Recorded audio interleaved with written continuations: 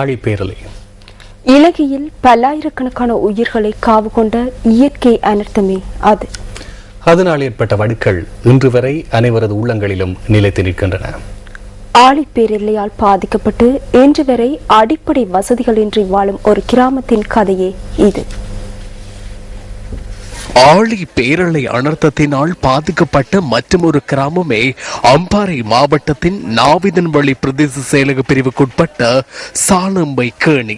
இயற்கையின் சீற்றத்தினால் பாதிக்கப்பட்ட இந்த கிராம மக்கள் தமது வாழ்வாதாரத்திற்கான எந்தவித வசதிகளும் இன்றி அல்லலுறுகின்றனர். தமக்கென நிரந்தர வீடுகளின்றி எந்தவித வசதிகளும் மற்ற சிறிய வீடுகளிலேயே இந்த கிராம மக்கள் தமது வாழ்க்கையை முன்னெடுத்து செல்கின்றனர். இதேவேளை தமது அன்றாட குடிநீர் தேவையை கூட பூர்த்தி செய்து கொள்ள முடியாத துர்ப்பாக்கிய நிலையினை இந்த கிராம மக்கள் எதிர்நோக்கி உள்ளனர். அங்கு கிணறுகள் அமைக்கப்பட்டுள்ள போதிலும் அவை அசுத்தமடைந்துள்ளமையினால் அதனை குடிநீருக்காகவோ வேறு தேவைக்கோ பயன்படுத்த முடியாதுள்ளதாக அவர்கள் சுட்டிக்காட்டுகின்றனர். அத்துடன் குடிநீருக்காக நீண்ட தூரம் பயணிக்க வேண்டியுள்ளதாக இந்த கிராம மக்கள் அங்கலாய்க்கின்றனர். இந்த தண்ணி வசதி எங்களுக்கு நாங்கள் தூரம் போய் தண்ணி எடுத்துக்கு வரோம். ஒரு பொதுவாக ஒரு கிணறு ஒன்று இருக்கு இந்த 15 வீட்டுக்கும் பொதுவில்.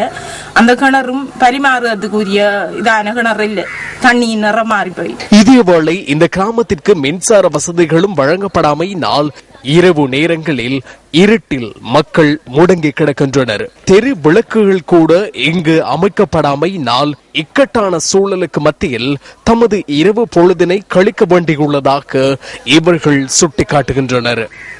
இது இருட்டு பொழுதுபட்ட 6 மணியான எங்களுக்கு வெட்டுக்கிறங்கிறதுக்கு வேலாது. காசுள்ளாக்கள் வயதுள்ளாக்கள் 2 குடும்பம் கரண்ட் எடுத்துக்கிட்டு இருக்காங்க. எங்களுக்கு அதுக்கிட்ட வசதி இல்லை. இப்படியான முறையில் நாங்கள் கஷ்டத்துக்கு மத்தியில் வாழ்கிறோம். எங்களையும் கவனிங்க, ஒரு மக்களாக பொதுமக்கள் எங்களை ஒரு இந்த நாட்டு பிரசியாக எங்களுக்கு ஓட் லிஸ்டும் இல்லை, எங்களுக்கு எந்த வித ஒரு முத்திரைகளும் இல்லை, ஒன்றும் இல்லாம நாங்கள் அரசாங்க பிள்ளைகளாக பதியப்படாம இருக்கோம்.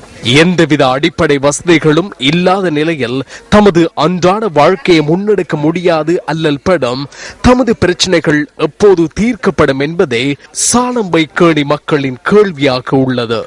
நியூஸ் ஃபர்ஸ்ட், உங்கள் வாழ்க்கை எங்கள் செய்தி. ஜெர்மன் அரசு சார்பற்ற அமைப்பொன்று தொடர்பில் ஐக்கிய தேசிய கட்சியின் தலைவர் ரணில் விக்ரமசிங்க இரட்டை வேடம் பின்பற்றுகின்றார். பாராளுமன்றத்தில் அவர் நிகழ்த்திய உரைகளிலிருந்து அது புலப்படுத்தப்படுகிறது. ஜெர்மனியின் ஃபெட்ரிக் நியோமான் அமைப்பினூடாக ஐக்கிய தேசிய கட்சியின் உறுப்பினர்களுக்கு செயலமர்வு ஒன்று நடத்தப்பட்டது. கொழும்பு மாநகர சபை மேயரின் உத்தியோகபூர்வ இல்லத்தில் இந்த செயலமர்வு நடைபெற்றது. இந்த செயலமர்வில் பங்கு பெற்றவர்கள் தொடர்பில் முன்னெடுக்கப்படுகின்ற விசாரணைகளை நிறுத்துமாறு ரணில் விக்ரமசிங்க பாராளுமன்றத்தில் கோரிக்கை விடுத்திருந்தார். ஐக்கிய தேசிய கட்சியின் உறுப்பினர்கள் சிலரை கைது செய்து விசாரணைக்கு உட்படுத்த போலீசார் திட்டமிட்டு வருவதாக எனக்கு தகவல் கிடைத்திருக்கிறது. இதன் பின்னணியை தெளிவுபடுத்துவதற்கான சந்தர்ப்பத்தை எனக்கு வழங்குங்கள். பெட்ரிக் நியோமான் அமைப்பின் வதிவிடர் பிரதிநிதி சாகரிகா தில்கொடவை புலனாய்வு பிரிவினர் நேற்றைய தினம் அழைத்து சென்றுள்ளனர். அவர் காலை 9 மணி முதல் இரவு 7 மணி வரை விசாரணைக்கு உட்படுத்தப்பட்டுள்ளார். இன்றும் அதே நிலைமை ஏற்பட்டுள்ளது. அவர் விசாரணைக்கு உட்படுத்தப்பட்டுள்ளார். தற்போது விசாரணைகள் நிறைவேற்றுள்ளன. எமது உறுப்பினர்கள் சிலரையும் விசாரணைக்கு உட்படுத்த உள்ளதாக எனக்கு தகவல் கிடைத்துள்ளது. என்ன செய்ய வேண்டும் என எனது உறுப்பினர்களுக்கு நான் ஆலோசனை வழங்கியுள்ளேன். இந்த சம்பவத்தை நாம் சர்வதேசம் வரை கொண்டு செல்வோம். இந்த விடயத்தை சபாநாயகருக்கு அறிவிக்குமாறு நான் மதிப்புக்குரிய பிரதேச சபாநாயகரிடம் கேட்டுக்கொள்கிறேன். அத்துடன் என்ன செய்கின்றனர் என சிஐடியிடம் கேட்கச் சொல்லுங்கள்.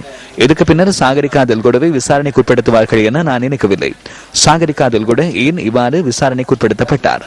ஐக்கிய தேசிய கட்சிக்காக அவர் செயலமர்வு வந்து ஏற்பாடு செய்திருந்தார். ஏற்பாடு செய்தது மாத்திரமன்றி அதில் அவர் கலந்து கொண்டிருந்தார். எமது உறுப்பினர்களிடம் விசாரணைகள் மேற்கொள்ளப்படுகின்றமை உடனடியாக நிறுத்தப்பட வேண்டும். எனினும் ஐக்கிய தேசிய கட்சிக்கு புதிய தலைவர் ஒருவர் தேவை என எதிர்த்தரப்பினர் குரல் எழுப்பும் போது ஜெர்மன் அரசு சார்பற்ற அமைப்பு தொடர்பில் ரணில் விக்ரமசிங்க பாராளுமன்றத்தில் இவ்வாறு கருத்து வெளியிட்டிருந்தார். அரசியல் கட்சியின் தலைவரை மாற்றுவதற்கான இளமை ஊடகங்களுக்கு இருக்கிறது என நான் நினைக்கவில்லை. அது எமது செயற்பாடாகும். இல்லாவிட்டால் நாம் எமது கட்சிக்குள் இருந்து கொண்டே நடவடிக்கைகளை முன்னெடுப்பதற்கும் சண்டை பிடிப்பதற்கும் எதனை செய்வதற்கும் முடியாமல் போய்விடும். இதற்கமையவே கோரிக்கை விடுக்கப்பட்டிருக்கிறது. ஷிரான் லக்திலக தொடர்பில் குற்றம் சாட்டப்பட்டிருந்ததை நாம் அவதானிக்க முடிந்தது. கட்சியில் இருந்து அவரின் உறுப்புரிமை இடைநிறுத்தப்பட்டுள்ளது. அவருக்கு நிதி வழங்க வேண்டாம் என நான் சிறிது காலத்திற்கு முன் ஜெர்மன் தூதுவரிடம் கூறியிருந்தேன். ஒரு சில அமைப்புகளிடம் இருந்து NGO பணம் கிடைப்பதால் வெளிநாட்டு பணம் வெவ்வேறு நபர்களை சென்றடைகிறதா என்பதனையும் விசாரணை செய்து பார்க்குமாறு அரசாங்கத்திடம் நான் கேட்டுக்கொள்கிறேன். இந்த விடயத்தை சபாநாயகருக்கு அறிவிக்குமாறு நான் மதிப்புக்குரிய பிரதி சபாநாயகரிடம் கேட்டுக்கொள்கிறேன். எமது உறுப்பினர்களிடம் விசாரணைகள் மேற்கொள்ளப்படுகின்றமை உடனடியாக நிறுத்தப்பட வேண்டும்.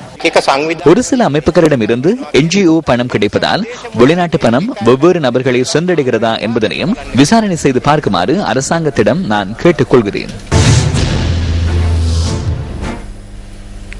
லண்டன் பல்கலைக்கழகத்தின் நிதி மற்றும் நிதி சட்டம் தொடர்பில் பட்டப்பின் படிப்புக்கான பட்டத்தை பொது முகாமைத்துவ மறுசீரமைப்பு அமைச்சர் நவீன் திசாநாயக்க பெற்றுக் கொண்டார்.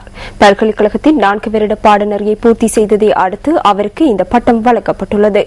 அண்மையில் கொழும்பில் உள்ள பிரித்தானிய பேரவையில் நடைபெற்ற வைபவத்தின் போது லண்டன் பல்கலைக்கழகத்தின் நிதி மற்றும் நிதி சட்டம் தொடர்பிலான பட்டப்பின் படிப்புக்கான பட்டம் அமைச்சர் நவீன் திசாநாயக்கவிடம் வழங்கப்பட்டது. பிரித்தானிய பேரவையின் தலைவர் டோனி ரைலியினால் இந்த பட்டம் வழங்கப்பட்டது. நாட்டின் புகழ்மிக்க அரசியல்வாதியான காலம் சென்ற காமினி திசாநாயக்கவின் மூத்த புதல்வரான நவீன் திசாநாயக்க சட்டத்தரணியாகவும் திகழ்கின்றார்.